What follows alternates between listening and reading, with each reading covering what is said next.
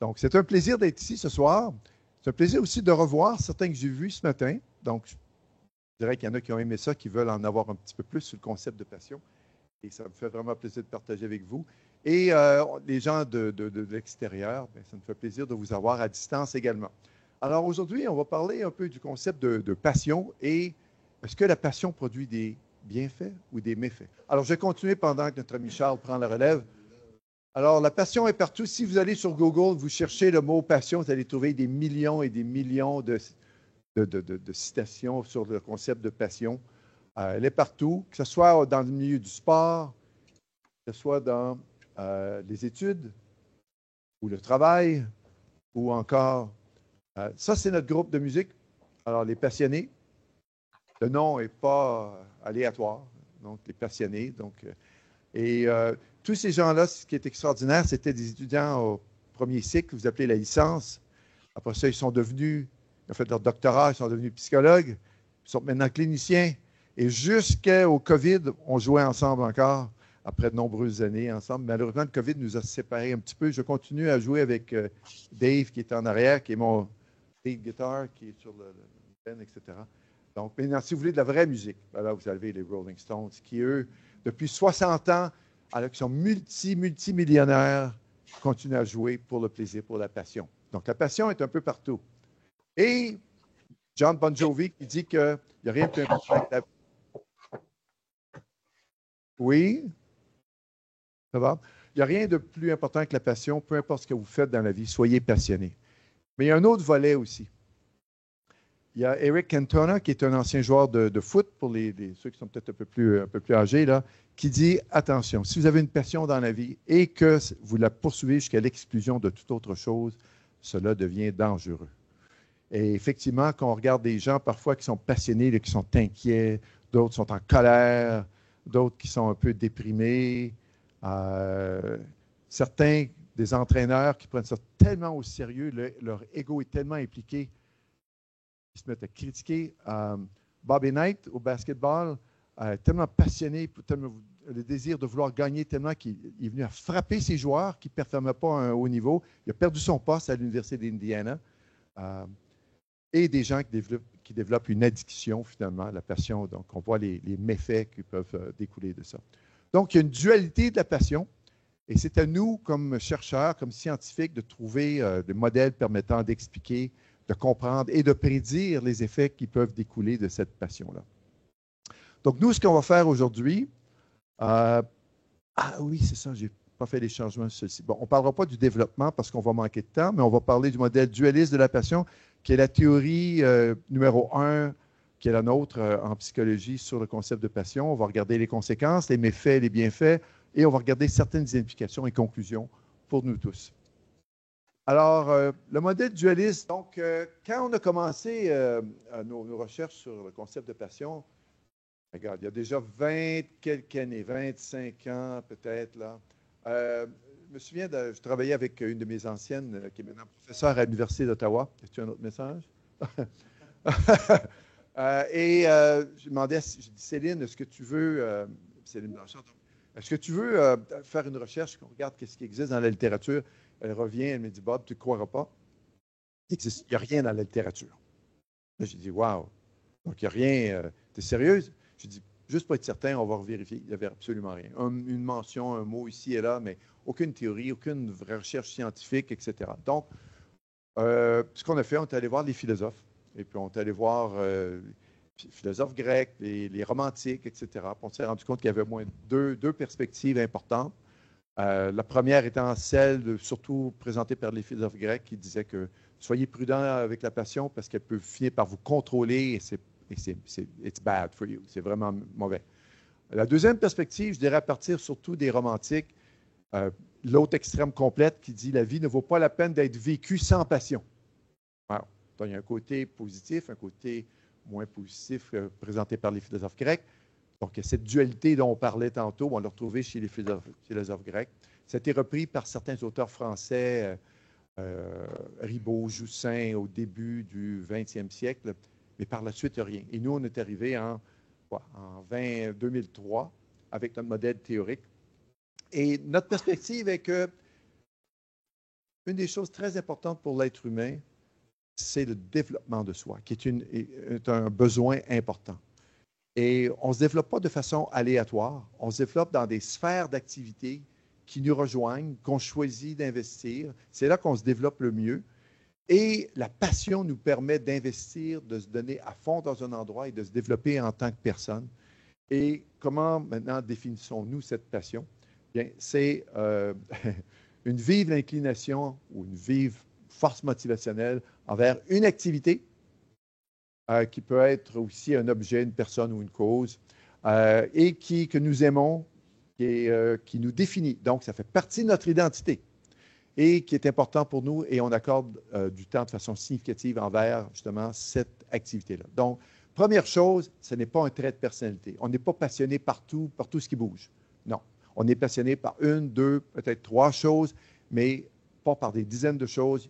Parfois, on parle de personnes passionnées parce qu'on les connaît peut-être dans une sphère, mais les gens sont rarement des personnes qui sont passionnées pour tout.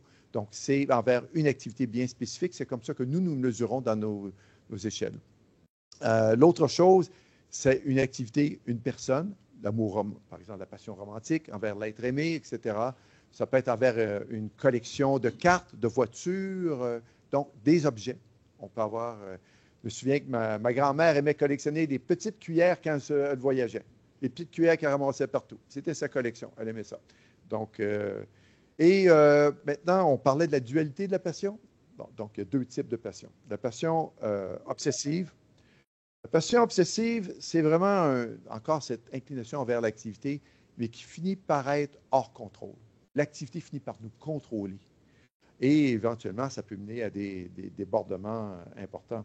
La personne n'y peut rien. Par exemple, si mon ami Charles me dit « Bob, je sais que tu as un cours à préparer pour demain, mais on fait un jam ce soir, je prends mon saxophone, prends ta guitare et puis on joue jusqu'à minuit, 1 heure du matin. » Si j'ai une passion obsessive, je me dis « Wow, le cours, je dis à quelle heure déjà? » Puis j'y vais.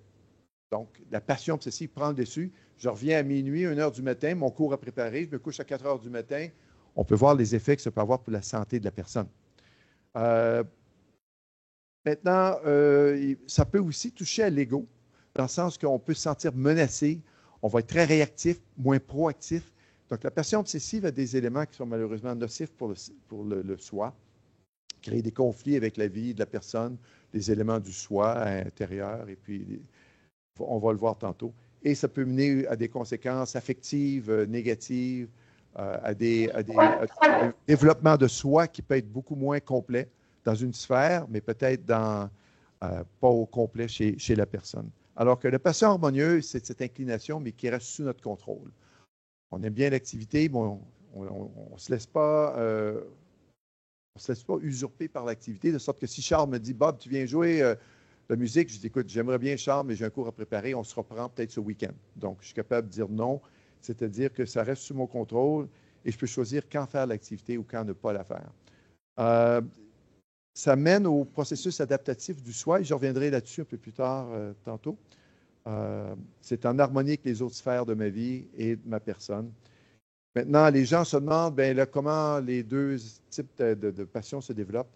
Éventuellement, selon votre personne, mais également l'environnement social dans lequel vous vous trouvez, il va y avoir une intériorisation de l'activité que vous aimez dans l'intérieur de votre soi.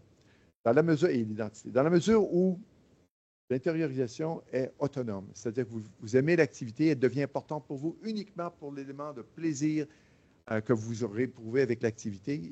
Cette autonomie-là va mener à une passion harmonieuse comme intériorisation, alors qu'avec la passion obsessive, vous aimez l'activité, c'est important pour vous, mais il y a des éléments aussi un peu extrinsèques qui viennent s'intégrer là-dedans. Que ce soit le fait de plaire aux autres, plaire à ses parents, et ça va mener à cette passion obsessive. Chose importante, avec la passion, elle est dynamique, et les deux types de passion, harmonieuse et obsessive, font partie de vous, à des degrés variables. Chez certaines personnes, la passion peut être un peu plus obsessive, chez d'autres, elle va être un peu plus harmonieuse envers l'activité en tant que telle, mais c'est jamais 0% obsessif ou 100% harmonieux. Rebonjour, Odile. Et à ce moment-là, notre échelle de mesure, qui est la suivante, on a 6 items comme le premier qui dit que mon activité s'harmonise bien avec les autres activités dans ma vie. Donc, qui sont cotés, vous répondez 1 à 7. Il y en a 6 comme ça. Le total fait l'échelle de passion harmonieuse. Pour les items comme j'ai un sentiment qui est presque obsessif pour mon activité, bon, on a 6 items qui ressemblent un peu à ça. Vous faites la somme, ça devient l'échelle de passion obsessive qu'on peut mettre en relation avec d'autres échelles qui mesurent des conséquences. Une chose que je vais mentionner ici, puis je ne reviendrai pas, c'est qu'on a aussi développé une façon d'induire expérimentalement la passion harmonieuse ou la passion obsessive. On peut entrer les participants en laboratoire, on peut leur demander de faire une tâche, écrire sur eux, puis souvenez-vous quand vous étiez de telle façon, on les met dans un état d'esprit harmonieux ou obsessif, et les effets que les personnes que ça peut mener, on voit qu'il y a un effet, c'est une variable indépendante, ça a un effet causal sur les conséquences, de sorte qu'on peut dire que la passion harmonieuse cause des conséquences, de même que la passion obsessive. Donc, on peut amener tout le monde à être dans un état d'esprit harmonieux ou obsessif pendant 1 heure ou peut-être un peu plus, et ça mène au même résultat que l'échelle. Maintenant, qui est passionné? Bien, pas mal tout le monde. Quand on se promène à travers le monde, il y a des études qui ont été faites à peu près dans tous les pays, toutes les cultures. Il y a entre 75 à 85 des gens qui sont passionnés selon nos critères. Il reste un 15-20 qui est très intéressant, qu'on est en train d'étudier présentement, puis je reviendrai là-dessus un peu plus tard. Mais donc, ça va dans le sens que la passion est importante pour le développement de soi, parce qu'à peu près tout le monde est passionné pour quelque chose. Donc, ça, c'est intéressant. Les hommes, les femmes, différentes cultures, que ce soit en Chine ou en Russie, Japon, un peu partout, en Inde. On a fait tous les pays et d'autres chercheurs au niveau international l'ont fait. La passion est là. Pour quelle activité? Pour des centaines d'activités. C'est vraiment incroyable le type d'activité. Ça peut être la photographie, l'astronomie, l'astrologie, la peinture, la musique. Et dans la musique, c'est un instrument bien spécifique, parfois la guitare. Là, je ne comprends pas, là, le saxophone comme Charles, mais ça, je ne comprends pas. Mais bon, ce n'est pas grave, Charles. De sorte qu'on a une passion pour des activités qui sont bien, bien différentes. J'ai des amis qui adorent le piano. Piano, non, peut-être j'ai eu une mauvaise expérience quand j'étais plus jeune, mais il y a des passions à peu près pour toutes sortes d'activités. Il y a quand même des limites, on va y revenir tantôt. Bienfaits ou méfaits? On va regarder certaines conséquences comme celle-ci, qui nous intéresse particulièrement en tant que psychologue. Donc, le bien-être psychologique, la santé, le bien-être relationnel et également la performance. Donc, si on commence avec le bien-être psychologique, certains, bon, Christian, je pense qu'il a vu cette photo-là, puis il la trouve intéressante, parce que ça nous rappelle que les personnes âgées ont plusieurs passions et plusieurs vivent intensément leur passion. Comme la dame ici qui est comment on dit en français? La fièvre du samedi soir, c'est ça, avec John Travolta. Bon, vous voyez, là, passionnée pour sa danse, le sourire, tout ça. Son partenaire a juste à bien se tenir parce que je pense qu'elle est prête à passer une belle soirée de danse. Puis on le voit dans son sourire et tout ça. Ça, c'est quelqu'un qui est passionné, qui fait de façon, je dirais même harmonieuse, parce que ça n'a pas de l'air, c'est pas important si certains pouvaient même rire d'elle parce qu'elle danse un peu tout croche. Elle vit ça intensément, elle est bien, elle est heureuse. Et c'est ce qu'on trouve dans nos résultats. La passion harmonieuse mène à un bien-être psychologique. Donc, la passion pour n'importe quelle activité, dans la mesure qu'elle est faite de façon harmonieuse, mène au bien-être psychologique. La passion obsessive, par contre, il peut avoir peut-être certains effets à l'occasion, mais généralement, les effets sont soit aucun effet positif ou parfois même des effets négatifs sur le bien-être psychologique. Parce que la personne se prend au sérieux, se sent jugée, vit l'anxiété, ce qui n'est pas propice à vivre des conséquences positives pour le bien-être psychologique. On a également un petit clin d'œil à Christian et ses recherches sur le lifespan psychology. Là, donc, il a fait des recherches des adolescents jusqu'aux personnes qui étaient même centenaires. Et ce qu'on trouve, c'est que les résultats sont les mêmes à travers les âges. Les mêmes résultats, la passion harmonieuse contribue au bien-être psychologique, alors que ce n'est pas le cas pour la passion obsessive. On a fait aussi des recherches. Peut-être mentionner ça, c'est important. Le bien-être psychologique est renouvelable. Pourquoi? Parce que si les gens qui sont passionnés le font en moyenne 7, 8, 9 heures, 10 heures par semaine, pour ceux qui le font de façon harmonieuse, à chaque fois qu'ils se réengagent dans l'activité, c'est du bonheur que tu fais de façon régulière, 3, 4 fois par semaine. Donc, c'est du bien-être qui est renouvelé à chaque fois avec la passion harmonieuse. Par contre, si vous le faites avec une passion obsessive, ça peut venir quelque part diminuer votre bien-être. Donc, il y a des effets récurrents qu'il ne faut pas perdre de vue. Peut-être une chose qui est intéressante, c'est que on s'est posé la question, nous, en tout cas, on l'a trouvait intéressante. Vous me direz si c'est intéressant pour vous, mais qui sont les gens qui sont les plus heureux? C'est qui nos champions du bonheur? Souvent, on dit, pour réussir dans la vie, il faut faire une activité. Donnez certains exemples de gens qui ont réussi de façon spectaculaire et qui sont passionnés pour autre chose aussi. Paul McCartney commence le matin avec quoi? De la peinture. Pas de la musique, de la peinture. Winston Churchill, qui était un écrivain émérite, l'histoire, etc. Tony Bennett, qui est décédé, chanteur de jazz et très bon chanteur, lui aussi commençait le matin avec la peinture. Bob Dylan, sculpture et peinture. Donc, si vous pensez que pour réussir, il faut mettre toutes les choses dans notre vie de côté pour se consacrer à une seule chose, je pense que vous faites erreur. Et on a fait une étude qui démontre ceci. On a fait une série d'études, 5 études. La première étude, on avait, je pense, 2500 participants. On leur fait répondre l'échelle de passion pour différentes sphères de leur vie. C'était des étudiants, donc ils ont répondu l'échelle pour la passion pour les études, passion pour les relations amoureuses, les amitiés et les loisirs, et des échelles de bien-être psychologique. Et là, on a inversé ça. On va prendre de 25% les plus heureux. Ceux-là, nos champions du bonheur, le bien-être psychologique le plus élevé, on va comparer avec les autres. Qu'est-ce qu'ils ont de spécial? Ce qu'ils ont de spécial, il y a une passion harmonieuse partout dans leur vie qu'on a mesurée. Donc ça, c'est quand même important à soulever. Ils font une activité, ils se terminent, ils se tournent vers une autre source de bonheur, et c'est comme ça que leur vie, ils réussissent à être comblés un peu partout là où ils sont. C'est nos champions. Donc ça, c'est intéressant et ça ne les empêche pas de bien réussir, de bien performer dans ces différentes sphères-là. Donc, vous voyez le message implicite, on y reviendra à la fin de la présentation. L'autre chose qui est intéressante aussi, c'est que on a vérifié, puis là, je vais passer par la suite avec une autre étude, mais on a vérifié si ces gens-là, en bon québécois, n'étaient pas un peu fuckés. Ils n'étaient pas un peu déstabilisés, de sorte que peut-être qu'ils sont passionnés pour tout ce qui bouge. Peut-être qu'ils vont dire, « Hey, viens-tu pelleter de la neige? »« Oh oui, j'arrive, c'est le fun. »« Veux-tu faire le ménage? »« Oui, oui, j'arrive faire le ménage. » En fait, on a vérifié leur passion et leur motivation pour les tâches ménagères. Dans le 25% les plus heureux, non, ils ne sont pas passionnés pour ces tâches-là. Mais ils ont une motivation autodéterminée. C'est-à-dire qu'ils choisissent de le faire pour leur bien, même si ce n'est pas plaisant. Et ça, c'est important. Autrement dit, là où il y a des sources de bonheur, ils vont être passionnés de façon harmonieuse. Là où il n'y en a pas, ils vont trouver une perspective de voir qu'il y a un choix de faire l'activité et je décide d'embarquer de plein pied, mais ce n'est pas une passion.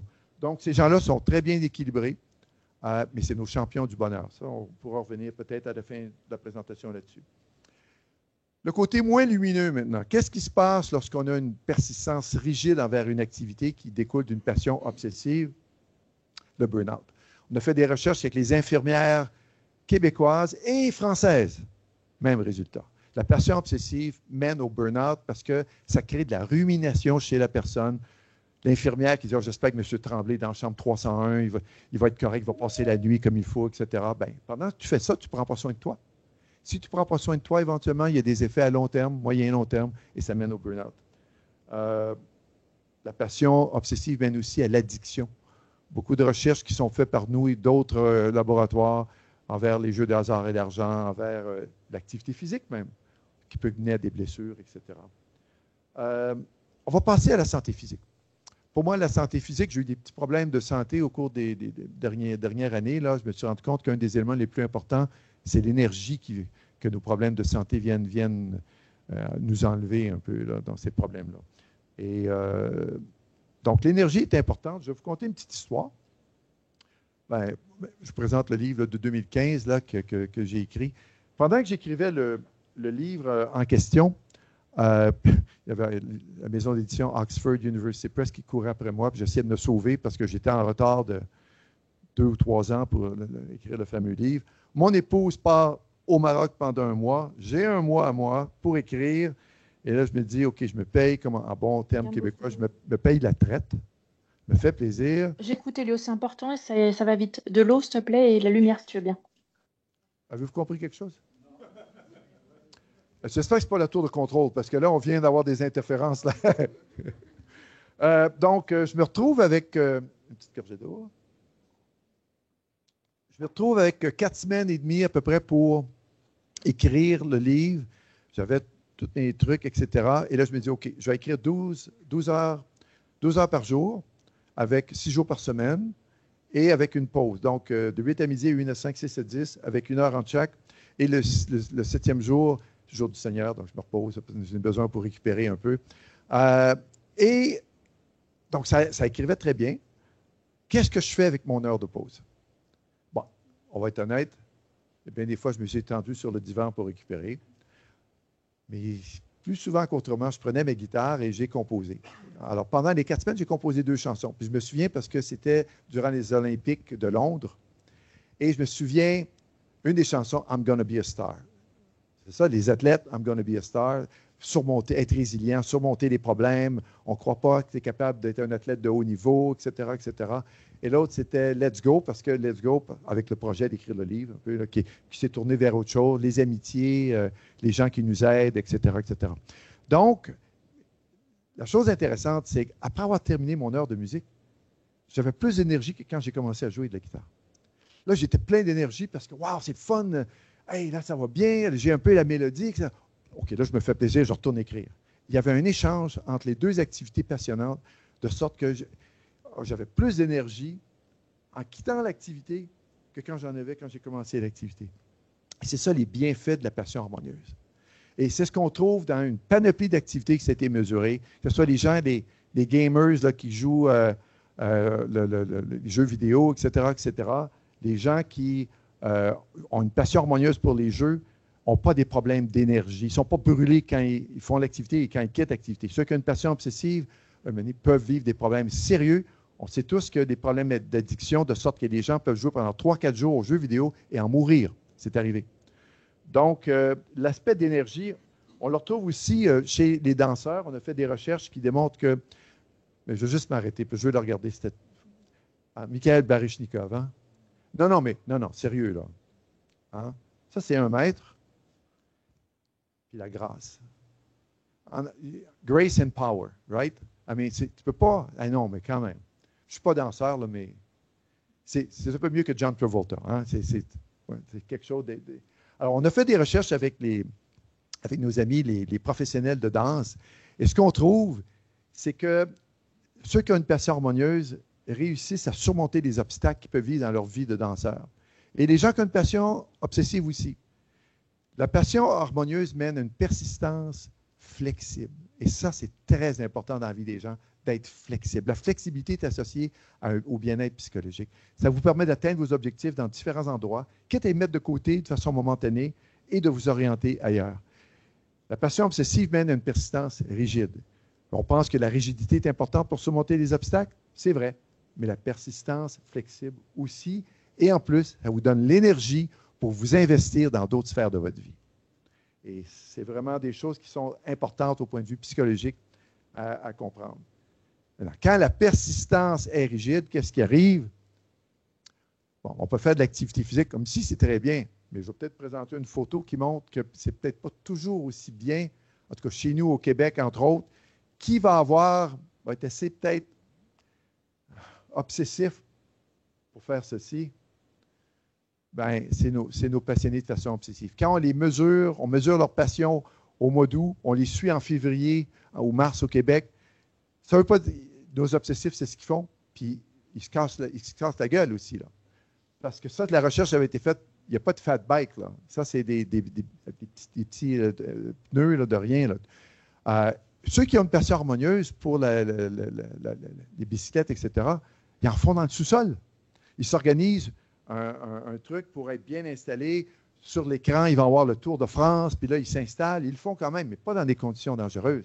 On trouve la même chose avec nos danseurs professionnels. Ils vont développer, ceux qui ont une passion obsessive développent des blessures chroniques qui peuvent mettre fin à leur carrière. Ce n'est pas le cas avec la passion harmonieuse. On a fait des recherches aussi avec les gens qui ont des problèmes, ceux qui sont victimes de cancer du sein. ce qu'on trouve, c'est que la passion, suite à leur opération, pour la plupart, dans notre groupe de recherche, ceux qui ont trouvé ou qui ont retrouvé une activité passionnante, leur bien-être psychologique, il y a une augmentation et en plus, leur bien-être physique aussi. Moins de douleur qu'ils ressentent suite à l'opération. C'est quelque chose. La santé est augmentée avec la passion que vous avez pour une activité. On va regarder les relations maintenant. Ça, j'aime beaucoup cette photo-là parce que c'est vraiment un groupe de travail là, qui...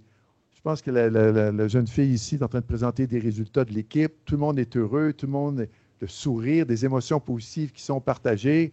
On peut voir que les gens ont probablement une passion harmonieuse parce que la passion harmonieuse mène aux émotions positives. Plusieurs études qui ont démontré cela.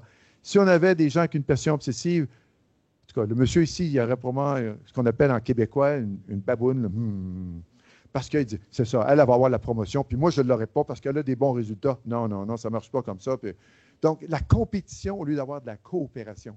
Donc, c'est important de pouvoir regarder les émotions qui sont véhiculées. Et ce que nos recherches démontrent, c'est effectivement la passion harmonieuse produit des émotions positives qui sont captées par les autres. Comme disait Nico Frida des Pays-Bas, les émotions ont une fonction sociale. Ça veut dire quoi? Tu peux venir, il n'y a pas de danger, approche-toi.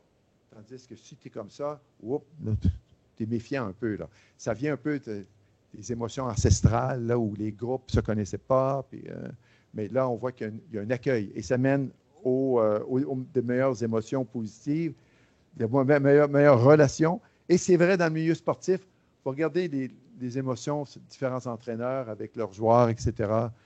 Kobe Bryant, qui nous a quittés il y a quelques années, malheureusement, avec Phil Jackson, un des meilleurs coachs de tous les temps au basket. Le sourire, l'accueil, le soutien à l'autonomie ne nuit pas à la performance. 11 championnats dans la NBA en ayant une approche humaine, humaniste même. Donc, un ne va pas à l'encontre de l'autre. On ne va pas perdre ça de vue. Une activité peut aussi nuire de ce qui se passe du côté relations amoureuses dans une autre sphère. Donc, la passion pour le soccer. Mettons Jean-Claude ici qui dit à son épouse, « Fais-toi-en pas, je vais au match ce soir, mais promis, là, je ne serai pas comme la dernière fois. Je vais être de retour pour minuit. Promis. » Malheureusement, à 3 heures du matin, elle dit, il l'a fait encore. Il est resté au stade où il est allé prendre une bière avec ses amis pour célébrer la victoire. Alors, ce qu'on trouve, c'est la passion obsessive, c'est elle qui produit les conflits qui mènent aux problèmes de relations amoureuses. Passion pour le soccer. Nos recherches, on les a fait dans les stades au Royaume-Uni avec mon bon copain Nikos Doumanis. Et la passion harmonieuse, par contre, ne mène pas à ces problèmes-là. On parlait tantôt des relations de passion romantique. Donc, on a regardé les relations, passion pour les relations amoureuses, passion sexuelle. On obtient les mêmes résultats. La passion harmonieuse mène des résultats beaucoup plus adaptatifs, que ce soit le bien-être psychologique, moins de ruptures amoureuses avec les gens qui ont une passion harmonieuse plutôt qu'obsessive. Quand on suit les gens sur plusieurs années, qui a connu des ruptures? Les gens qui avaient des passions obsessives. Pas de différence de sexe, même résultat pour les hommes et les femmes. On va regarder la performance de haut niveau. Bon, je regarde l'heure, là, parce que là, c'est un de mes chanteurs préférés, Bob Dylan. Là. Il y en a ici qui ont vu le film, peut-être, A Complete Unknown? Ben oui. J'ai adoré ce film-là pour plusieurs raisons. Premièrement, on focusait sur la musique de Dylan, mais aussi pour le travail de l'acteur Chalumet, ahurissant d'avoir appris 40 chansons de la même façon que Dylan. Hein? Et il y a eu quelque chose que joue à son avantage, c'est le COVID. Donc, il y a eu 4 ans et demi pour ça. Mais il n'a pas lâché le morceau. Il tournait le film Dune. Il y avait sa guitare qui était juste à côté. Il se pratiquait. C'était une performance exceptionnelle. Il méritait, d'après moi, l'Oscar de meilleur acteur. Mais ça, bon, c'est... malheureusement, vous voyez ma passion pour la musique et tout ça. Là, je me détache de notre sujet. OK. Donc, Dylan, 125 millions de CD vendus. Je pense qu'il y a une douzaine de Grammys. Mais plus au-delà de ça, quelqu'un qui a changé la face de la musique. C'est possible d'avoir une belle mélodie avec des mots, des structures de phrases sérieuses. Et non pas yeah, yeah, yeah. Non, il y a plus que ça. On peut avoir une bonne mélodie avec des paroles qui sont parfois impénétrables selon les chansons de Bob Dylan. Maintenant, on pourrait passer beaucoup de temps sur mon ami Michael Jordan aussi, qui est peut-être le meilleur joueur de tous les temps. 10 fois meilleur compteur de la NBA, 6 championnats de la NBA, 6 fois le joueur le plus utile, meilleur joueur défensif une année aussi. Donc, bref, un super joueur. Et qu'est-ce que ça vient faire avec notre propos? C'est qu'on pourrait penser que Michael Jordan avait un physique puis vraiment incroyable, de sorte qu'il tout de suite il est devenu un super bon joueur. C'est pas vrai. La première fois qu'il a essayé de faire son équipe secondaire, il était retranché. Il n'a pas fait l'équipe. Dylan, quand il était à Duluth, au Minnesota, il finissait pas ce qu'on appelle ses sets. Donc, il commençait à chanter avec son groupe dehors. Fini. Mais ce qu'ils avaient, par contre, ils avaient une passion pour la musique ou pour le sport, pour le basket, de sorte qu'ils ont travaillé avec acharnement pour devenir meilleurs. Ils ont fait ce que Anders Ericsson, maintenant décédé à Florida State University, il parle de pratique délibérée. C'est-à-dire de travailler fort pour améliorer ce qu'on possède, pas complètement. Moi, je me souviens que les premiers temps en musique, à la guitare, les fameux accords barrés, là, God, ça fait mal. Le poignet brûle, puis maintenant, es-tu assez passionné pour continuer ou tu vas abandonner, tu vas faire autre chose? Comme disait mon vieux coach, si c'était facile, tout le monde pourrait le faire. Non, c'est supposé être difficile. On ne lâche pas le morceau, puis on continue. C'est ce que Dylan et Jordan ont fait. Bon, il faut vous dire que ce que Michael Jordan disait lui-même, la chose la plus importante pour moi au basketball est la passion et l'amour que je ressens pour ce sport. C'est ce qui me pousse à être le meilleur joueur que je puisse être. Je veux juste souligner une chose intéressante. Michael Jordan était hyper compétitif. Il jouait contre vous, puis il voulait vous détruire. Mais ici, il ne dit pas qu'il veut détruire. Il dit, je veux être le meilleur joueur que je puisse être. Donc, the best thing I can be. Alors ça, c'est intéressant, c'est ses propos. On peut être très compétitif, mais on veut s'améliorer aussi. Donc, développement, je parlais du développement de soi, c'est ce que Jordan est en train de dire. Extrêmement important. Donc, nos recherches, donc, si on regarde ce qu'on a présenté jusqu'ici, il y a un modèle qui se développe. La passion harmonieuse et la passion obsessive vont mener à une pratique délibérée pour devenir meilleur, pour se développer dans l'activité. Ça va mener à la performance, mais il y a un bonus. Si vous le faites avec une passion harmonieuse, you can have a life and be happy. On a l'expression, hein, je ne sais pas si c'est Nike qui a lancé ça, no pain, no gain. Hein? Il n'y a pas de succès sans douleur. Ça, c'est un chemin. C'est le chemin obsessif. Mais il y a l'autre chemin harmonieux aussi. Oui, on peut réussir. Mais si on est capable de garder la tête froide et être quand même harmonieux. Si on devient obsessif, oui, il va y avoir de la douleur parce que le bien-être psychologique, vous risquez de le mettre de côté. Parfois, les gens pensent qu'il faut souffrir pour réussir. Non. Non. Il y a deux chemins à l'excellence, le chemin harmonieux, le chemin obsessif. Ces résultats-là ont été obtenus dans une dizaine d'études, dans différentes cultures, différents pays, différents dans le sport, dans les arts. On a fait des études avec, je fais rire les gens, mais bon, ceux qui ont été nos participants, on a fait George Clooney, on a Brad Pitt, ils ont tous répondu à nos questionnaires. Non, c'est pas vrai. Mais j'aurais bien aimé. Mais c'était les étudiants en art dramatique, les meilleures écoles d'art dramatique du Québec. Donc, quand même pas trop pire. Ils ont répondu à nos questionnaires de passion, de pratique délibérée, et les professeurs, à la fin de l'année, ont évalué leur performance. Ce n'est pas la performance que les gens pensaient qu'ils avaient atteinte. Non. C'était la performance telle qu'évaluée par leurs professeurs. Dans d'autres études, on mesure la performance objective, le temps de performance ou quoi que ce soit. Et les résultats ont soutenu le modèle. Donc, les deux types de passion mènent à la pratique délibérée qui mène à la performance objective, mais avec passion harmonieuse, les gens sont beaucoup plus heureux. On l'a mesuré avec les athlètes de water polo de l'équipe nationale junior, hommes et femmes, des musiciens classiques de niveau international. Puis il y a une autre étude qu'on a faite aussi, avant de parler de mon ami Bill Bradley, on a suivi pendant, imaginez, 15 ans, il faut être patient, 15 ans des joueurs de hockey midget qui se rendraient et joueraient professionnels. Notre modèle tient la route. 15 ans plus tard. Donc, ceux qui se rendent dans les rangs professionnels, des harmonieux, des obsessifs, mais tout le long du parcours, qui sont les gens qui sont heureux en faisant, suivant le parcours, c'est la passion harmonieuse. Maintenant, un petit mot sur Bill Bradley, parce que j'aime le basket, premièrement, mais deuxièmement, parce qu'il y a un petit message derrière.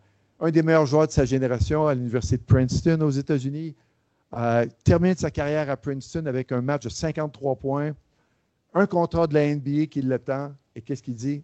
Non. Là, les gens ne comprenaient pas. Bradley avait une autre passion, les sciences politiques. Il y avait eu une bourse Rhodes pour étudier à Oxford University les sciences politiques. Pour 2 ans, il met de côté la NBA. Et non, c'est un des meilleurs joueurs de sa génération. Il dit non, j'ai une autre passion, puis je vais faire une maîtrise en sciences politiques à Oxford. Et il a continué à jouer au basket. Il a joué pour l'équipe d'Italie pendant 2 ans et il a gagné le championnat d'Europe une année. Il n'a pas arrêté de jouer, là. On peut avoir plus qu'une passion dans la vie puis réussir. Et il est devenu sénateur de l'État du New Jersey et l'année 2000, c'était lui qui était le numéro 2 derrière Al Gore pour se présenter contre les républicains et Bush. Et finalement, Gore a gagné mais, contre Bradley. Mais Bradley. Donc, si vous suivez bien ce que je dis là, c'est quand même pas si mal. Jouer dans la NBA, gagner les championnats avec les Knicks, mais il fait attendre la NBA. Passion pour les sciences politiques, devient sénateur, numéro 2 de son parti. Oui, c'est possible. Il n'est pas le seul. Laurent Duvernay-Tardif, un Québécois qui a joué pour les Chiefs au football américain, a gagné le Super Bowl 2022, je crois. Et pendant qu'il jouait, il faisait ses études de médecine. Et il a obtenu son diplôme de médecine pendant qu'il jouait pour les Chiefs. Et maintenant, il pratique la médecine au Québec. Enfin, peut-être pour mettre des exemples, Laurent Dubreuil, médaillé olympique en patinage vitesse, champion du monde dans certaines disciplines de vitesse, a atteint uniquement ces performances-là quand il est devenu père. Avant, il ne réussissait pas à performer. Les gens lui ont demandé, mais qu'est-ce qui s'est passé? Quel changement qui s'est produit? Il dit, je me suis rendu compte que ma fille m'aimait quand même si je perdais mes courses. Autrement dit, c'est pas grave. La pression est tombée sur ses épaules et il s'est mis à performer comme il pouvait. Il avait le potentiel. Donc, il est père en premier, selon lui-même, et athlète ensuite. Mais il réussit à performer et on voit des enfants qui ont l'air d'être heureux. Il y a plusieurs reportages au Québec sur Laurent Dubreuil. Donc, c'est possible de continuer à s'impliquer dans nos passions puis réussir quand même. Résumé, passion, bienfait ou méfait, bien, ça dépend du type de passion. Si la passion prépondérante est harmonieuse, il va y avoir beaucoup plus de bienfaits pour ce que vous allez vivre à différents niveaux, que ce soit au niveau psychologique, physique, relationnel ou performer à un haut niveau. Je termine toujours avec ça. En anglais, moi, j'utilise le terme « take-home message ». C'est quoi le message à emporter pour vous? Dans un premier temps, ben, j'espère vous avoir convaincu que c'est important d'avoir une passion harmonieuse, au moins une quelque part dans votre vie. Ça peut être vos études, mais ça peut être aussi la peinture, c'est à vous à choisir. Puis c'est important que ça soit choisi par vous. Une façon aussi de s'impliquer, c'est de prendre l'activité au sérieux sans se prendre au sérieux. J'utilise l'expression, peut-être certains l'ont entendu ici, mais Charles dit oui. Charles, sûrement, il a déjà entendu certaines de mes conférences, mais lorsque vous commencez à faire l'activité, laissez votre ego de l'autre côté de la porte. Si vous êtes chanceux, après l'activité, quand vous allez sortir de la porte, il ne sera plus là. Oubliez votre ego. Soyez là pour l'activité, vous développez. Nelson Mandela disait les choses suivantes. Il disait la chose suivante. Il disait, moi, je ne peux pas perdre. Soit je gagne, soit j'apprends. Autrement dit, il n'y a pas d'échec en tant que tel. Il ne faut pas avoir peur de se cogner le nez de temps en temps. Donc,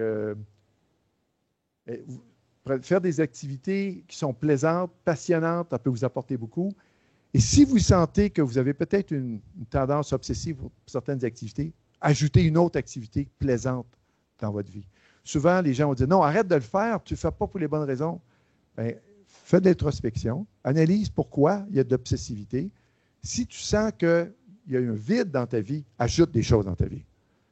Surtout si l'activité qui est un peu obsessive est quand même adaptative, ce n'est pas de l'alcoolisme ou de la drogue ou quoi que ce soit. Donc, ajoutez. Et ça, c'est intéressant parce qu'il y a beaucoup d'intervenants qui me disent, je n'avais pas pensé à ça, que le problème était ailleurs dans la vie de la personne, et non pas dans le cadre de l'activité qui pose problème. Ajoutez des choses. Donc, comprendre le rôle de la passion obsessive, donc introspection. Apprendre, grandir et s'améliorer, pas uniquement dans une sphère, mais dans diverses sphères de votre vie. Bon, te développer comme personne. C'est ça que la passion obsessive en rêve bien souvent. Il ne permet pas de se développer comme personne partout dans les diverses sphères. La passion harmonieuse, par contre, le permet. Et enfin, aider les autres aussi à se développer en procurant du soutien à l'autonomie. Si vous voulez des changements sur autrui, si vous voulez être certain que ça ne fonctionne pas, soyez contrôlant. S'il y a un changement qui se produit, ça va être très court terme, il va y avoir un effet de réactance qui va se produire. Soyez accueillant. Au lieu de donner, les hommes, nous sommes très bons là-dedans, à trouver des solutions alors qu'aucune nous est demandée. La première chose à faire, c'est d'écouter. Donc, au lieu d'arriver avec toutes les solutions, alors un accueil, une écoute peut faire vraiment un bon millage avant que la personne vous dise « Bon, as-tu des suggestions? » OK. Si ce n'est pas demandé, écoutez. Les recherches de Shirley Taylor à UCLA sont extrêmement importantes dans le domaine de la santé. Ce que Shirley Taylor disait, côté du soutien social, il y a de différents types de soutien. Surtout, elle travaillait beaucoup avec les gens qui étaient victimes de cancer du sein. De mon médecin, il est mieux d'être compétent et savoir ce qu'il va faire. De mon mari qui se ferme la boîte puis qui écoute. Puis de mon réseau de personnes qui vivent les mêmes choses, je peux peut-être apprendre des trucs, comment utiliser, etc. Donc, le soutien social peut être différent selon les sources qu'il procure. Et ça, c'est important à garder en tête pour les intervenants. Enfin, vivre no time out, sans arrêt, vivre la vie à plein, mais je vous recommande de le faire de façon harmonieuse. Merci.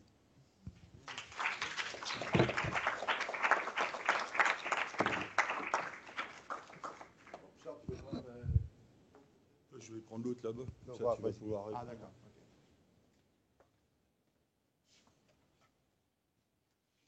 Merci beaucoup pour une présentation très claire qui suscite forcément des questions. Bravo. Je n'ai pas pris trop de risques. Merci beaucoup déjà. J'avais jamais assisté à de conférence sur ce sujet, donc c'était très intéressant d'avoir cet apport. Ma question, c'était, vous y avez déjà un peu répondu, mais par rapport à la passion excessive, essayer de comprendre pourquoi. Du coup, dans votre modèle dualiste, qui a la passion harmonieuse et la passion excessive, si la passion excessive, c'est pour combler quelque chose, comment ça s'imbrique dans votre modèle Bon, c'est une belle question, puis c'est une question que j'apprécie beaucoup parce que ça me permet de compléter des choses que je n'ai pas présentées aujourd'hui, puis que j'ai présentées hier, puis peut-être présentées demain. C'est que quand on étudie les gens, par exemple, on fait des recherches sur l'addiction. L'addiction est un beau modèle parce que les gens finissent par se surinvestir dans une activité, que ce soit l'addiction pour l'activité physique, ou ça peut être l'alcool, ça peut être... Nous, on a étudié les gens qui ont des problèmes de hasard et d'argent. Et on mesure, selon la théorie de l'autodétermination, il y a 3 besoins, compétence, autonomie et connecter avec les autres.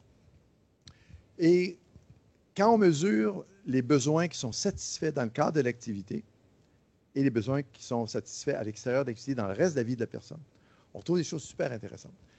Premièrement, les besoins qui sont nourris par l'activité, ça va prédire la passion harmonieuse et un peu la passion obsessive.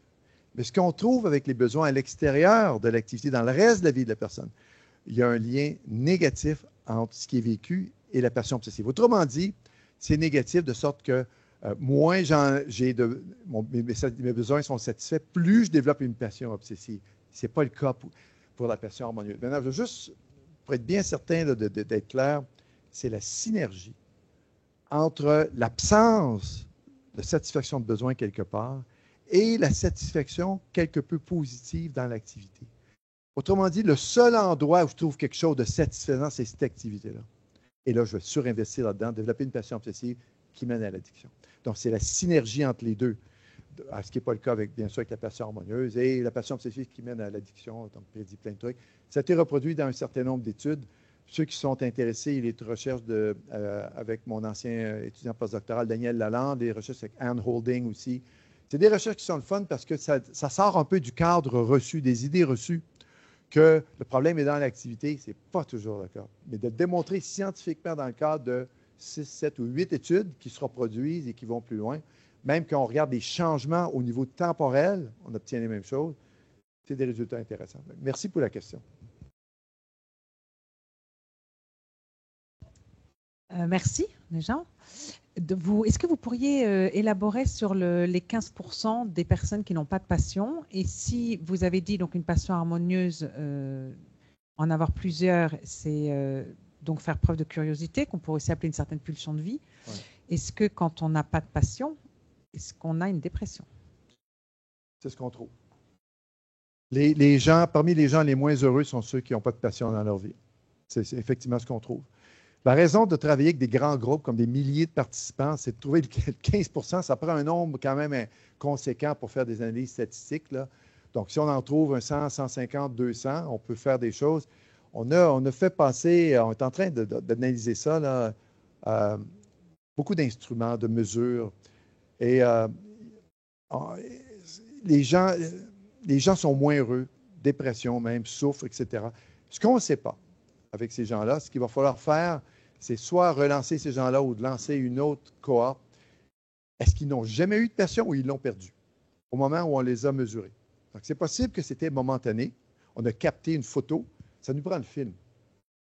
Donc, à ce moment-là, les gens qui n'ont plus de passion dans leur vie souffrent, mais est-ce que c'est vrai que certaines personnes n'ont jamais eu ou c'était juste ponctuel et à ce moment-là, il n'y en avait pas? On ne sait pas. Ce qu'on sait, c'est ceux qui n'ont pas. Et même si on les... D'ailleurs, dans l'étude de 2009, l'étude 2 de 2009, avec mes collègues Frédéric Philippe, on avait un petit groupe un petit groupe peut-être, je ne sais pas moi, 200, donc, mais pas des milliers, de non-passionnés. On les a suivis sur un an. Et ils ont perdu du bien-être sur l'année. Donc, c'est vrai qu'on a un petit film un peu là. Ce qu'on ne sait pas, c'est pourquoi ils n'avaient pas à ce moment-là. Là. C'est des recherches qui sont importantes parce que ça a des incidences appliquées pour les thérapeutes. Je vais peut-être profiter de faire un peu du pouce là, sur la question pour raconter peut-être une histoire que certains, je pense, qui ont entendu peut-être ce matin, là, quand je suis allé présenter à Lyon en psychiatrie communautaire, où finalement, il y avait le cas d'un psychiatre qui j'avais suggéré qu'il n'est jamais trop tôt pour commencer à s'investir dans une activité passionnante avec vos clients, vos patients. Et puis, il y en a un qui lève la main, un psychiatre, et il dit « Oui, j'ai vécu effectivement quelque chose là avec un de mes patients. On l'a sauvé in extremis, la corde au cou dans sa chambre, un étudiant en médecine. Et ça, après quelques rencontres, un bon matin, lors de la séance, il arrive d'un pas un peu plus rapide, sourire un petit peu, là, plus éveillé. Et là, le psychiatre ne peut pas s'empêcher. Le non-verbal est très important en thérapie, là, vous allez apprendre ça, de dire que excuse-moi, mais qu'est-ce qui se passe là? Il dit, bien, il y a un de mes amis qui est venu, puis j'ai recommencé à jouer de la guitare. Les passions ont des rôles beaucoup plus importants qu'on peut penser. Et c'est important quand on réintègre ces éléments-là dans notre vie, pour avoir des effets insoupçonnés. Et selon le psychiatre, en tout cas, ça l'a aidé aussi lors des discussions, les échanges qu'il avait à ce moment-là avec cet étudiant-là, qui par la suite a continué son introspection, s'est rendu compte qu'il était en médecine pour faire plaisir à ses parents, a décidé de se réorienter vers devenir ingénieur. Donc, il peut y avoir des choses intéressantes de ce côté-là. Merci pour la question. Est-ce qu'il y a des questions quelque part? Non, ça va. Je peux vous en poser une autre. J'avais une autre question. Ah, c'est plus cher. Ouais. Quant au choix sémantique, parce que dès le début, ça m'a un petit peu... bon, pour nous, on a appris que passion, pathos, souffrance. Quel est votre choix de passion harmonieuse? Pourquoi on n'appelle pas ça activité? Et puis passion, sans que ce soit une passion obsessive, finalement, c'est juste une passion, c'est-à-dire qu'elle fait du mal. Et pourquoi pas activité-passion plutôt que passion harmonieuse et passion obsessive? C'est intéressant. C'est parce que je veux que les gens puissent comprendre que la passion peut être positive aussi. Pas rester focusé sur le négatif avec passion qui dérive du grec et la passion du Christ et toutes ces choses-là. Hein? Ouais. Et d'ailleurs, la passion harmonieuse, les gens pensent parfois, pour ça que j'essaie de bien la présenter, parce que c'est une vive inclination qui est aussi puissante que c'est de la passion obsessive, mais elle reste sous notre contrôle. Donc, les gens peuvent penser que les gens qui ont une passion harmonieuse, c'est des touristes. Ce n'est pas des touristes. Vous demanderez à Bill Bradley, à Duvernay-Tardif, à Dubreuil s'ils sont des touristes, même s'ils ont une passion harmonieuse. Vous avez une passion harmonieuse, là. Est-ce qu'il y en a qui font du sport de haut niveau ici? Non? OK. Bon. Charles a déjà fait un aviron. Mais c'est de l'aviron, ça ne compte pas. Comme le saxophone. Mais quand vous êtes entraîné là, en salle ou d'avoir une activité physiquement, etc., vous avez fait vos 2 heures, vous allez faire vos poids, vos half squats, etc. Puis là, vous avez fait un peu de vidéo, peut-être un peu de visualisation. Mettons, vous avez fait 6 heures. OK? 6 heures, quand même, intense. Là, vous avez le choix. Êtes-vous capable, comme athlète de haut niveau, avec une compétition qui s'en vient, de fermer le livre et de vous investir ailleurs? Ou allez-vous ruminer toute la journée pensant à la prochaine compétition? C'est ça la différence entre la passion harmonieuse et la passion obsessive. Suis-je assez fort pour me faire confiance puis me dire que si j'arrête de penser à mon activité, ça ne nuira pas à ma performance? L'insécurité qui est associée avec la passion obsessive, c'est ça qui se produit. Ça génère des mécanismes mésadaptatifs du self. L'insécurité amène à la rumination.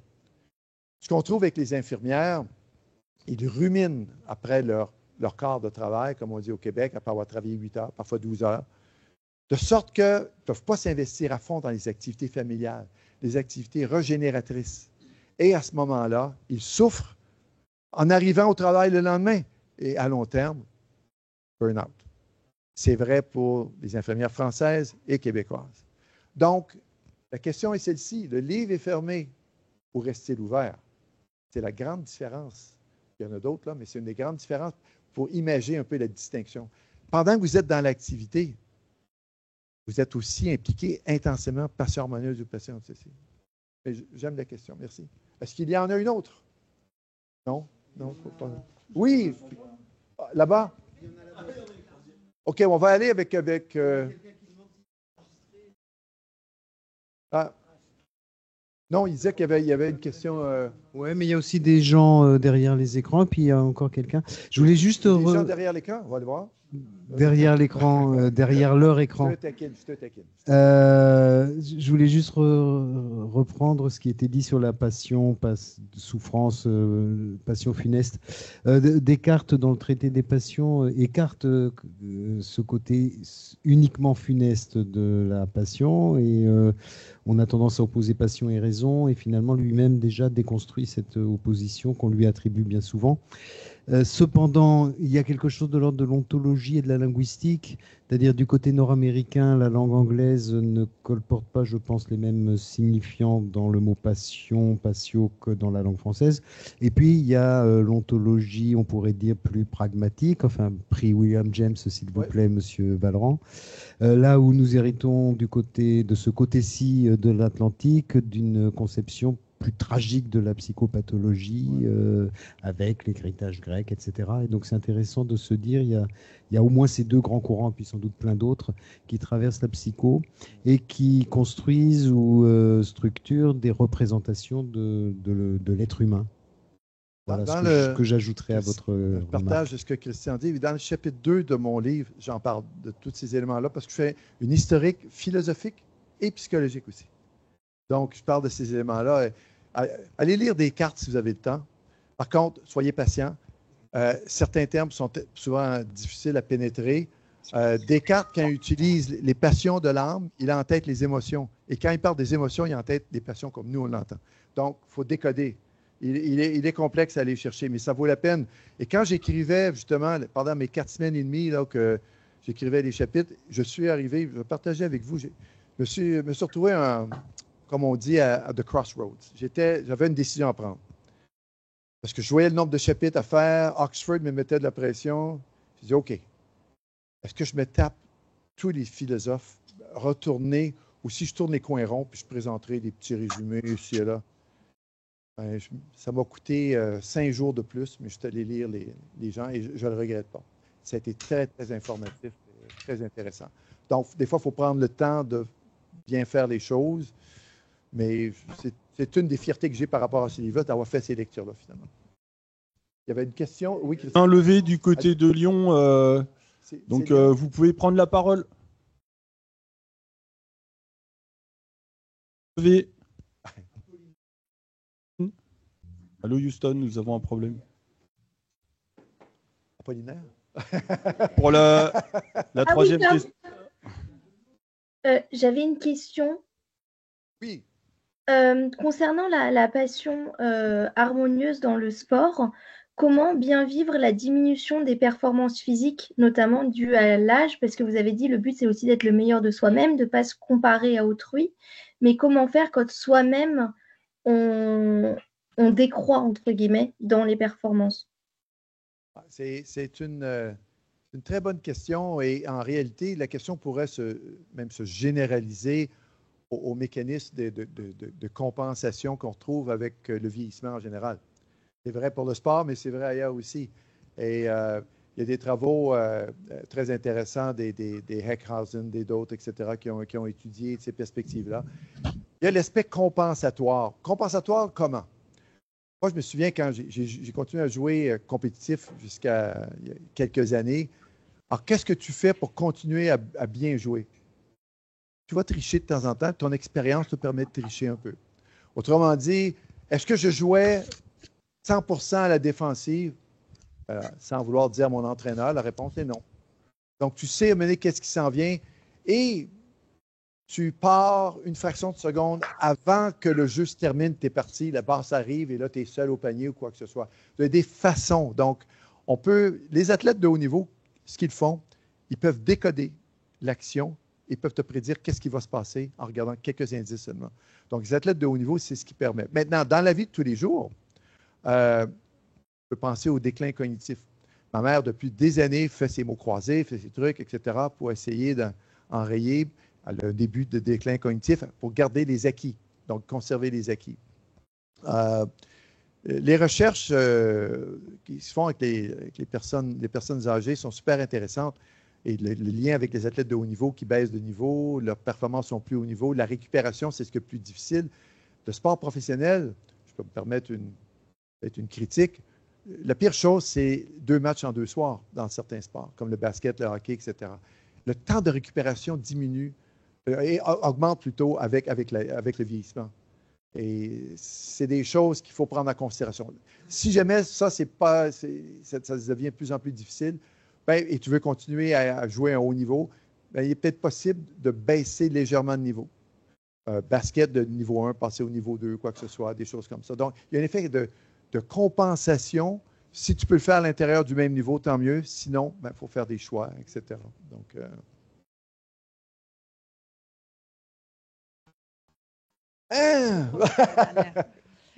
j'aimerais, si vous pouviez rapidement, j'imagine que c'est faire le lien entre motivation et passion.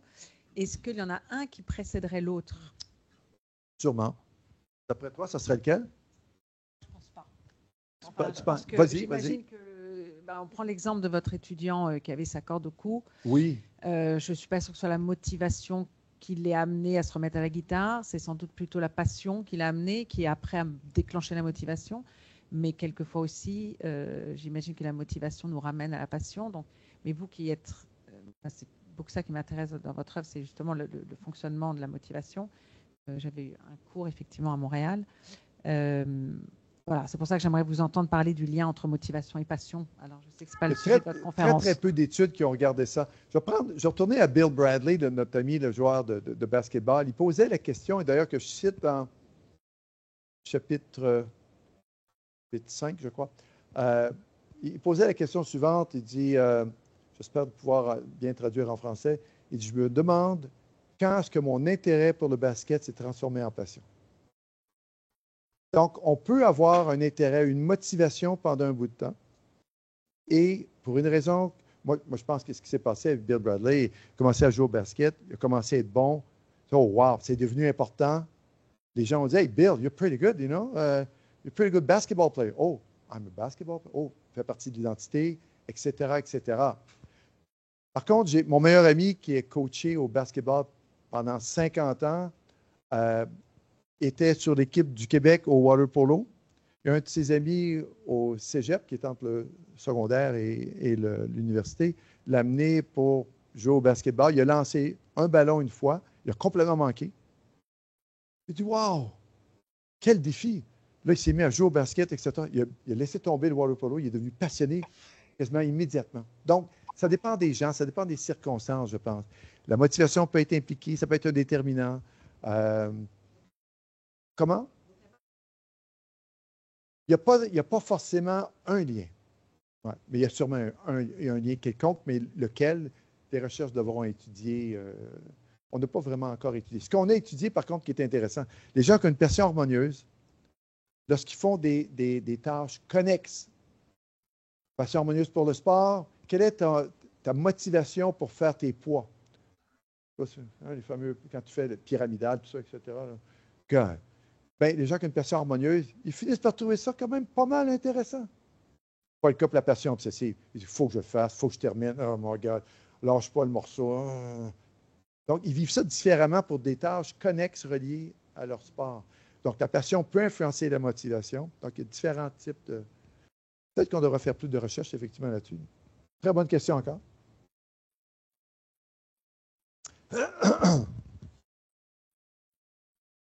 Tout à l'heure, vous avez parlé justement d'observer les comportements et la vie des ce que vous appelez donc les champions du bonheur. Et si j'ai bien compris, vous aviez dit qu'ils avaient une harmonie un peu dans toutes les sphères de leur vie. Et je me demandais comment est-ce que vous définissez justement ce terme d'harmonie? Quand on parle d'harmonie, c'est présentement, on a une échelle qu'on utilise pour voir ce qui se passe. Ça, c'est la première chose. La deuxième chose, c'est absence de conflit aussi, dans le sens que, donc, si tu ne vis pas de conflit entre la passion, par exemple, pour le foot et pour ta relation amoureuse, bien, quelque part, absence de conflit implique quand même une certaine harmonie. Maintenant, harmonie entre les différentes sphères de ta vie, on est rendu là. Donc, on peut voir entre une, mais toutes les sphères de la vie, on n'est pas rendu là encore. Donc, ça, c'est une des choses qui a découlé de l'étude avec nos champions du bonheur, là, si on veut les appeler comme ça. Nos champions, bien, quelque part, la passion harmonieuse permet de vivre intensément dans chaque secteur.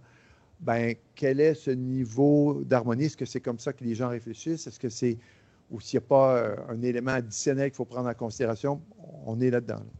Bonne question.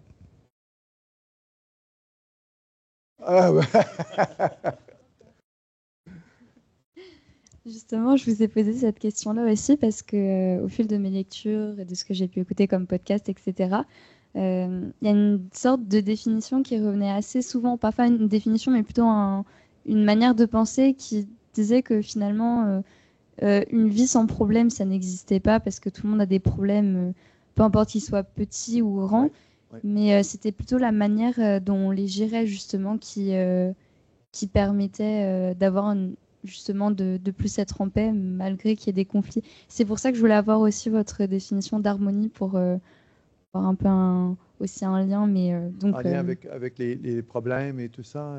Oui, voilà, c'est ça. Ouais, mais je vais me servir de ce que tu viens de mentionner pour parler de certains d'autres travaux qu'on a fait sur la résilience. Parce que finalement, faire face à des problèmes, ça touche à la résilience. Donc, je ne sais pas si vous vous souvenez, quand vous avez vécu peut-être la même chose que moi, j'ai vécu quand j'étais au secondaire, on avait les fameux examens de fin d'année où il y en avait 2 par jour parfois. Alors, nous, ce qu'on a fait, c'est qu'on a demandé à des participants en ligne, on les a mis en des conditions expérimentales, et soit qu'ils ont, sur la première tâche reliée, on a mesuré la passion pour l'éducation, une tâche en éducation qu'ils faisaient, qu'on disait qui était importante et qui mesurait à quel point ils étaient des bons étudiants, donc les investir un peu. Et on a aléatoirement assigné les gens conditions de succès ou d'échec sur la première tâche. Après ça, on a mesuré leurs émotions qu'ils vivaient à ce moment-là. Les travaux d'une de mes bonnes amies, Barb Fredrickson, à l'Université de North Carolina à Chapel Hill, dit que le processus de résilience, c'est d'être capable de vivre en même temps que les émotions négatives face à l'événement négatif, c'est de vivre aussi certaines émotions positives. Avoir un défi. Ouais, là, ça a vraiment mal été, mais I can do this. Je me relève, puis là, je suis capable, optimiste, puis je suis capable de livrer la marchandise lors de mon 2e examen ou la 2e tâche. Et ce sont ces émotions positives-là qui permettent de surmonter l'obstacle et de vivre finalement des conséquences positives par la suite. C'est ce qu'on trouve. La passion harmonieuse, même si l'échec produit des effets puissants sur les émotions négatives et diminue les émotions positives, la passion harmonieuse vient protéger la personne de ces effets-là. procure des émotions positives malgré le fait qu'elle va vivre des émotions négatives et protéger jusqu'à un certain point des émotions négatives. Et ce qu'on sait de nos travaux à l'UQAM, c'est que la passion harmonieuse amène la personne, lors d'une difficulté, à avoir une pensée ou un mindset de défi. Je suis capable de relever le défi. Je suis capable de faire face à ça. Alors que les gens qui ont une passion obsessive, c'est un sentiment de menace qu'ils ressentent. Et ça change toute la perspective. Les gens vont vivre plus d'émotions négatives avec la passion obsessive qui mène avec la menace, etc. Il n'y a rien de pire que se sentir menacé quand tu vas dans l'activité. C'est comme si tu rentres dans l'activité avec un pied sur le frein et un pied pour l'accélérateur. Parce que tu as peur un peu. C'est un peu ce qu'on appelle en termes de psychologie avoidance. Tu essaies d'évitement un peu en même temps que tu vas dans l'activité. J'aime ça, mais j'ai peur d'échouer. Et ça ne peut pas être prédicteur de conséquences positives à ce moment-là. Donc, voilà. D'autres questions? Oui. Si. Florentin. Est-ce que l'impact des autres sur sa propre passion a été étudié? Je pense notamment parce qu'on parle beaucoup autour du sport. Est-ce que le type de passion d'un entraîneur peut contaminer en quelque sorte le type de passion que vont avoir ses joueurs, notamment s'il est très obsessif, à force de vouloir de la performance tout le temps, contaminer ça. Si tu vas sur notre site web, on a 450 publications que tu pourras, comme en bon québécois, downloader, là, que tu pourras, elles sont gratuites, et certaines avec des athlètes olympiques. Et exactement. Ceux qui sont des entraîneurs qui ont une passion obsessive pour l'entraînement, pour coacher, ont un style très contrôlant qui va finir par affecter la qualité des relations avec leurs athlètes et également diminuer pour mener peut-être à une passion obsessive également. Il y a une courroie de transmission. Oui, tu as parfaitement raison. Donc ça, c'est scientifiquement... Oui? Et pour les enseignants en psychologie, vis-à-vis l'effet de leur... Alors, peut-être trois formes. Pas de passion. Il doit bien y avoir des enseignants qui n'ont pas de passion pour l'enseignement ou la psycho qui l'ont perdu. Passion obsessive, passion harmonieuse, est-ce que ça contamine les stratégies d'insertion, de formation, de développement des étudiants? Tu recherchais ça? La réponse est oui. Avec une de mes anciennes étudiantes postdoctorales, Tania Tchitchikian, qui est maintenant à l'Université de Sherbrooke, en éducation, c'est ce qu'on trouve. Autrement dit, les professeurs qui ont une passion harmonieuse vont transmettre cette passion harmonieuse-là. C'est ce qu'on trouve avec Tania. Donc, effectivement, oui. Moi, j'avais une question aussi, moi. Pour le coup, je suis galant. Souviens-toi de ta question, Charles. Vous avez parlé de 75 à 80% de personnes qui avaient une passion. Est-ce que 85% même, selon les pays, oui. Est-ce qu'on a une prédisposition à un type de passion, harmonieuse ou obsessive? Est-ce qu'on peut... quels sont les leviers pour passer de l'une à l'autre? De obsessive à harmonieuse plutôt. Mais... C'est deux très, très belles questions. La première réponse est oui. Selon la personnalité des gens, il peut y avoir des prédispositions. Par exemple, si on mesure la personnalité comme le Big Five, on a publié 2018-2019, donc on mesure le Big Five et toutes les facettes. Ça, c'est un instrument. Si tu mesures toutes les facettes, je pense que c'est 220 items. Là, donc, les participants, il a fallu les payer là, pour participer à l'étude. Par exemple, pour la passion obsessive, le névrotisme est un prédicteur. Maintenant, ce n'est pas une corrélation de 0,80, peut-être 0,35, quelque chose comme ça. La passion harmonieuse, dans le Big Five, openness to experience, donc l'ouverture, ça qui va dans le sens de la flexibilité aussi. Là. Donc, ça, c'est un des éléments importants. L'aspect de agreeableness, donc pour la passion harmonieuse. Donc, il y a certains éléments. Et quand on fouille dans les facettes aussi du Big Five, il y a certains éléments encore plus précis, là. Ça, c'est le premier élément. Deuxième élément, comment jouer avec les leviers? Ça, c'est une belle question aussi pour les intervenants, les entraîneurs, les professeurs, etc. Je n'ai pas présenté aujourd'hui, je l'ai présenté hier, mais il il y a toujours des mécanismes sociaux qu'on peut utiliser. Le soutien à l'autonomie va toujours encourager la passion harmonieuse. Le soutien à l'autonomie, qui veut dire l'accueil, l'écoute, laisser des choix. Tu sais, le professeur peut dire, bon, vous avez un travail de session, voici ce que vous allez faire. Vous pouvez dire, bon, il y a peut-être, vous avez 5 ou 6 thèmes, vous pouvez choisir. Donc, c'est des choix selon le niveau, le primaire, secondaire, des choix qui sont de plus en plus larges, etc. Ça, c'est payant pour faciliter une passion harmonieuse, ou s'il n'y a pas de passion, une motivation autodéterminée, au moins. Et donc, ça, c'est un premier élément. L'autre élément qui est intéressant dans le milieu de travail, c'est d'amener les gens à utiliser leurs forces. Donc, certaines personnes sont peut-être plus sociables, d'autres sont peut-être moins sociables. Donc, une personne qui est très sociable, ben, pourrait se retrouver dans une position difficile, peut-être si il ou elle est bibliothécaire, puis elle ne voit personne à la journée longue, donc ça peut être difficile à mener. Inversement, pour quelqu'un qui est très sociable ou peu sociable, puis qui se retrouve vendeur d'assurance. Ça peut être plus difficile. Donc, mais chaque personne a des forces. À l'intérieur d'un endroit, la compagnie, la firme Gallup, ont été les premiers à sortir une mesure pour mesurer les forces des gens, ont testé massivement des dizaines de milliers d'employés et ont réorganisé les postes des gens en fonction de leurs forces. Et ça fonctionne très, très bien. Il y a des recherches de Jacques Forêt, Dubreuil, à l'UQTR, à l'UQAM aussi, qui démontrent qu'il y a un effet positif sur la passion harmonieuse qui, elle, prédit la performance au travail. Donc, il y a des recherches intéressantes. Donc, il y a des leviers qui existent là-dessus. Merci. Belle question. Alors pour information, l'un des articles les plus cités en ce moment sur les forces, c'est une ancienne de l'école qui l'a écrit. Marine Miglianico, en co-direction avec Philippe Dubreuil, Paul Miclon, puis j'avais donné un peu aussi sur le co-encadrement, elle était à Lyon. Donc, bien sûr, si un article t'intéresse. Donc, Charles, il est trop tard pour les questions. Alors, donc. Bon, ben. Non. Alors, il y a un concept dont tu n'as pas parlé.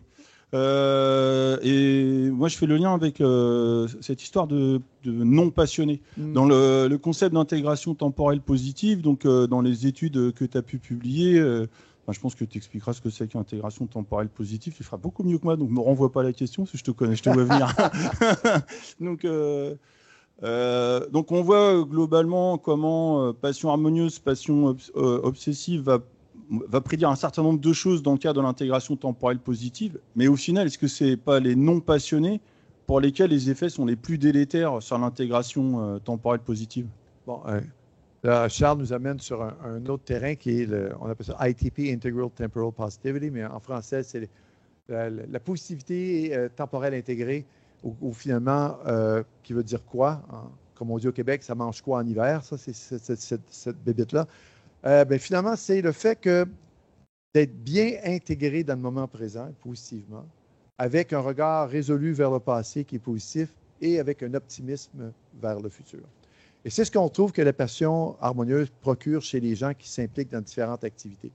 Maintenant, la question de Charles, et quel est le rôle des non-passionnés? On ne l'a pas encore étudié avec les non-passionnés, Charles. On a la passion harmonieuse, la passion obsessive.